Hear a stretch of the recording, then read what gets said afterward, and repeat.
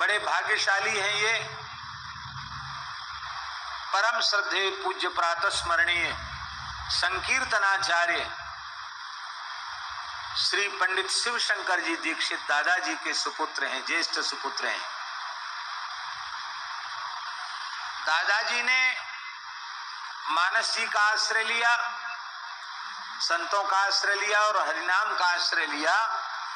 उसके बाद लौकिक व्यवहार के रूप में कोई काम नहीं किया, न खेती, न नौकरी, न व्यापार। केवल और केवल कथा कीर्तन के लिए उन्होंने अपने जीवन को समर्पित कर दिया। अब हम पूछ ये रहे हैं कि संसार में कौन सा ऐसा काम है जो उनका न बना हो। किसी को गीता जी के अन्यास चिंतयन्तो माम ये जना पर्युपासते तेषाम नित्याभियुक्तानाम योगक्षेमम वहाम्यहम्, इसका ठीक अर्थ समझना हो तो पूज्य दादाजी के जीवन को देख लेना चाहिए। गृहस्थ होते हुए, चार चार पुत्र होते हुए भी प्रातः काल ब्रह्म वेला से लेकर रात्रि 11 बजे तक उनके यहाँ कथा कीर्तन की ही धूम रहती थी। ऐसा तो उनका जीवन बीता। लोक में कोई काम रुका नहीं, बढ़िया से बढ़िया सब हो गया। शायद नौकरी चाकरी व्यापार आदि करते तो इतना बढ़िया नहीं होता। और राजा से रंक तक कौन ऐसा था जो उनके चरणों में नतमस्तक न हुआ हो। और जब भगवत धाम प्रयाण किया तो वो तो अत्यंत विलक्षण, कितने घंटे तक राधा नाम उनके मुंह से प्रकट हुआ है?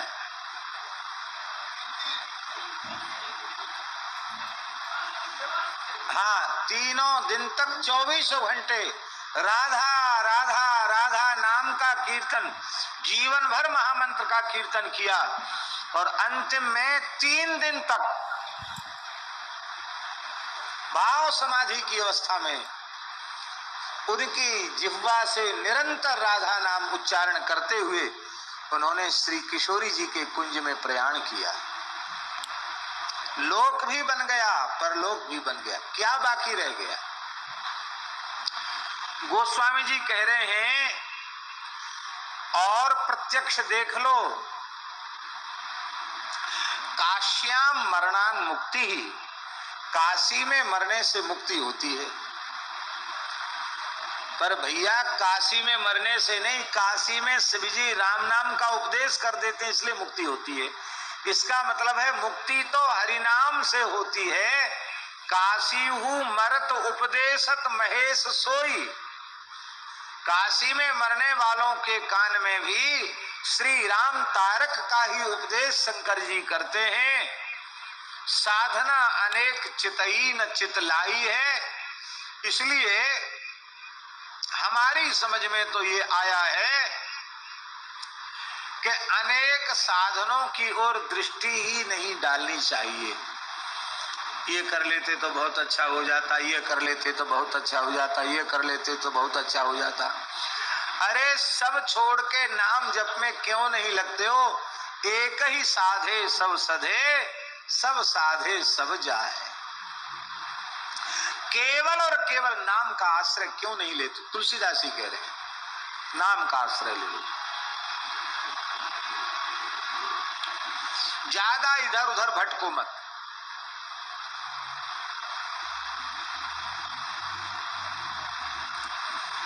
तुलसीदास जी कहते हैं हमारी तो यही समझ में आया, काशी में पढ़े लिखे और हम वैसे तो अवतार हैं महर्षि वाल्मीकि के, तो कहने ही क्या, लेकिन हम अपनी बात कह रहे हैं। साहित्य को देखकर लगता है कि षडंग वेद का संपूर्ण इतिहास, धर्मशास्त्रों का, पुराणों का, स्मृतियों का इतना बड़ा ज्ञाता विज्ञ पंडित न भूतो न भविष्यति, ऐसा अगाध वैदुष्य, अगाध पांडित्य अद्भुत है गोस्वामी। हम आपको क्या बताएं, हम अपनी अनुभूति आपको बता रहे हैं। क्या करें, हमारे पे समय नहीं रहता है, समय नहीं रहता या हमारा प्रमाद समझ लीजिए। भगवत कृपा से, गुरुजनों की प्रेरणा से अनेक पुराणों का हमने मूल पारायण किया। लगभग प्रायः सभी पुराणों के मूल पारायण हो चुके हैं। अब तक के मूल पारायण में कोई ऐसा पुराण नहीं मिला जिसमें तुलसीदास जी ने अमुक पुराण से अमुक भाव न दिया हो। कई जगह तो पाठ करते करते हमने चिन्ह लगाया है, क्योंकि तुरंत स्मृति में आ जाता कि अमुक चौपाई अमुक जगह का। देवी भागवत या उसमें से भी कई भाव रामचरितमानस में है, तो अपने आप सब आ गए उसमें। या उनका अगाध पांडित्य ऐसा है कि उन्होंने संपूर्ण शास्त्रों का सार भाषा ग्रंथ के रूप में प्रस्तुत कर दिया। ये उनकी अपरिमित सामर्थ्य है। गोस्वामी जी कहते हैं, काशी में पढ़ने के कारण, शास्त्रों को पढ़ने पढ़ाने सुनने सुनाने के कारण अनेकों साधन हमारी दृष्टि में आए, लेकिन हमने तो अच्छी प्रकार से समझकर यह निर्णय ले लिया है कि साधक का कल्याण इसी में है। उसे किसी साधन की ओर नजर भी नहीं उठानी चाहिए। उसे एकमात्र श्री हरिनाम के लिए अपने जीवन का समर्पण कर देना चाहिए। आपने किया? बोले हाँ हमने किया। क्या मिला? बोले आगे क्या मिलेगा ये तो राम जी जाने, हमें पता नहीं आगे की, क्योंकि कल आप सुन चुके हैं, को जाने को जई है जमपुर को सुरपुर पर धाम को, तुलसी मोही भलो लागत जग जीवन राम गुलाम को, विनय पत्रिका में कहा। वो आगे की तो राम जी जाने। वर्तमान की स्थिति ये है कि जब तक मैंने अनन्य भाव से राम नाम का आश्रय नहीं लिया था, तब तक मेरी दशा ऐसी थी कि छाछी को ललाट जेते राम नाम के प्रसाद। जो कभी छाछ के लिए ललाते थे कि कोई हमें एक चुल्लू छाछ दे दे तो मेरी उदर की ज्वाला शांत हो जाएगी। हमको छटाक भर छाछ नहीं मिलती थी, और अब हम किसी के द्वार पर मांगने तो जाते ही नहीं। पर खात खुन सात सोधे दूध की मलाई है। अब राम राम करने का ये प्रत्यक्ष प्रभाव तो हमें दिखाई पड़ रहा है। क्या? खात खुन सात के महात्मा से पूछा, कहो महात्मा क्या कर रहे हो? अरे बोले क्या करें, गुलाब जामुन के छिलका उतार उतार के खा रहे हैं। बोलो वृंदावन बिहारी। माने इतना गुलाब जामुन मिल रहा है कि पूरा खाएं, ऊपर का बढ़िया बढ़िया करारा सिका हुआ जो छिलका है उसी को खा के बैठे। हटाओ।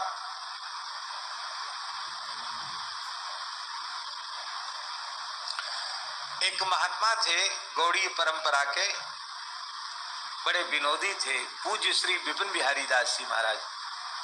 वो कहते थे कुछ नहीं, वही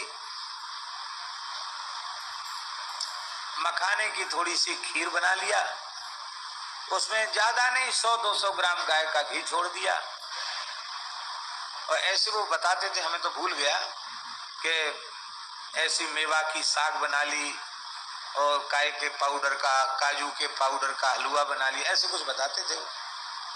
और कुछ नहीं। और क्या बोले, आधा से रबड़ी भोग लगाई, पी गए। क्या है, गरीबी में गुजारा करना है।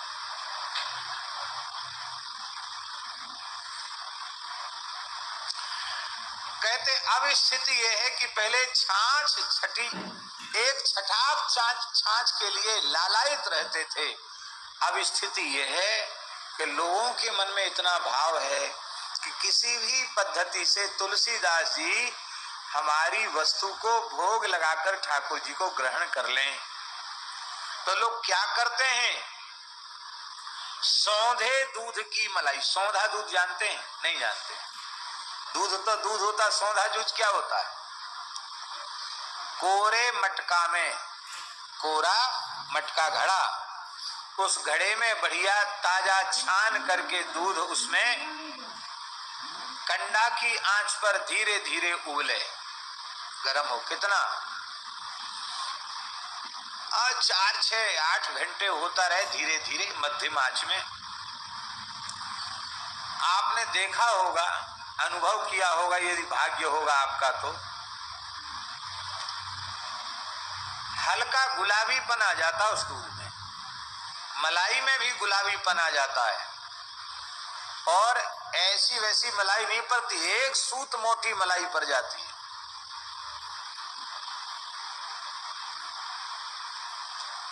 दूध दिखता ही नहीं, मलाई मलाई दिखती ऊपर से।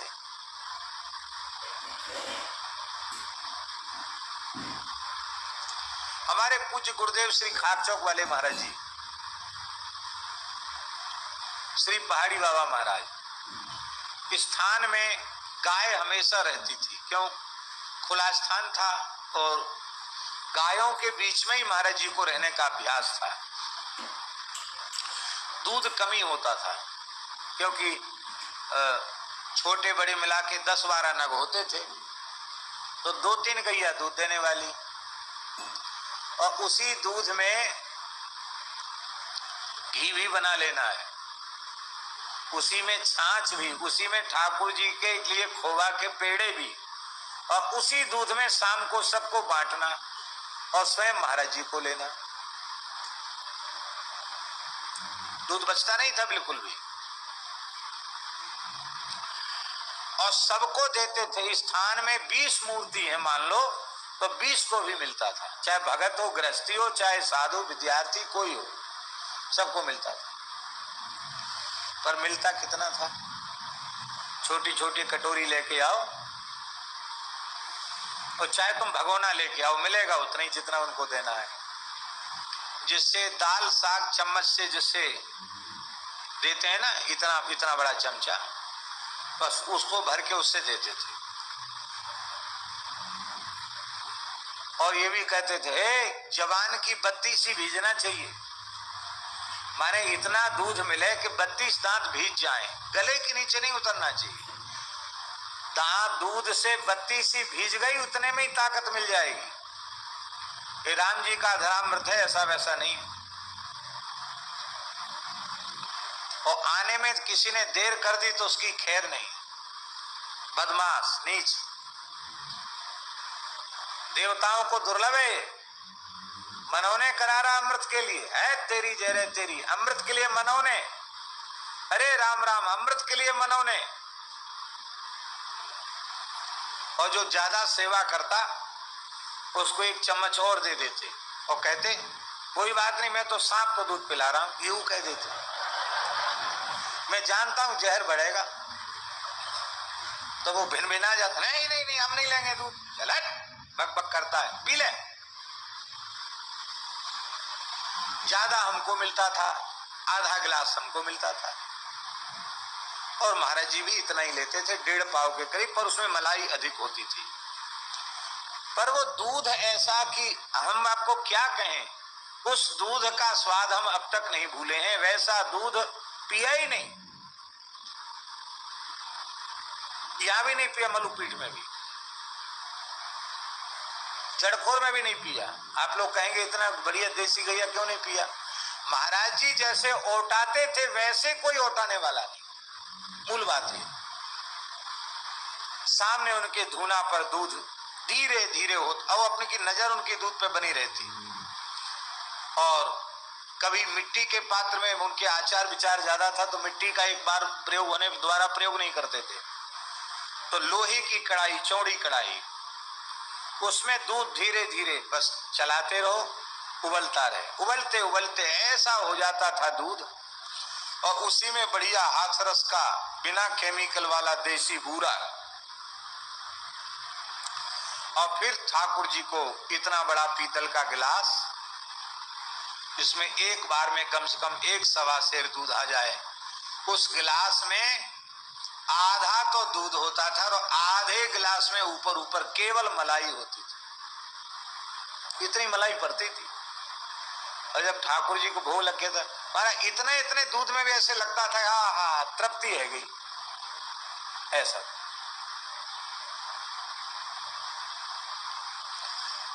आशय कहने का यह है कि इस पद्धति से दूध औटाया जाए, उबाला जाए, भगवान को भोग लगाया जाए, तो क्या कहना, भाव की ही तो बात है।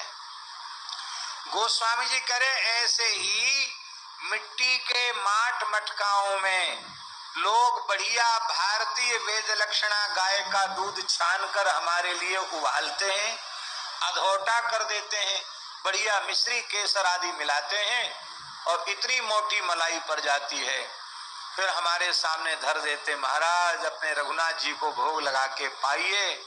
तो कहते खुनसाते हुए हम दूध, अरे क्या मन भर गया मलाई खाते खाते, ऐसे करके खुनसा करके दूध की मलाई खा रहे हैं।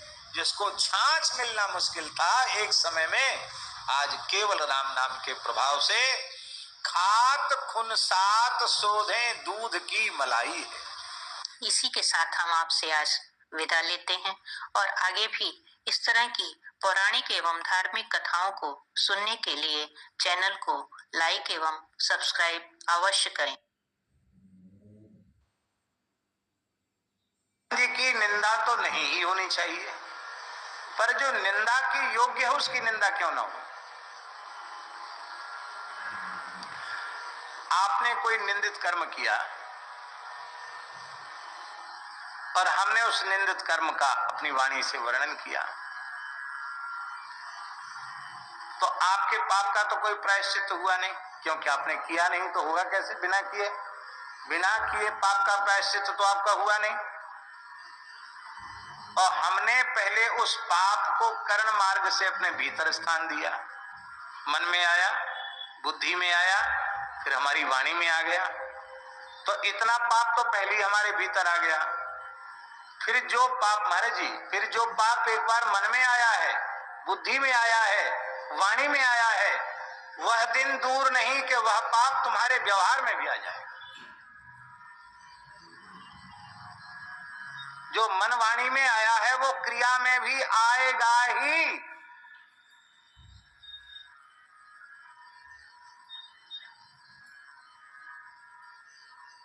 जिसका चिंतन करेंगे, ये गुण का चिंतन करेंगे तो गुण आत्मनिष्ठ होगा, भगवत चिंतन करेंगे तो भगवान आत्मनिष्ठ होंगे, और दोष का चिंतन करेंगे दोष आत्मनिष्ठ होगा।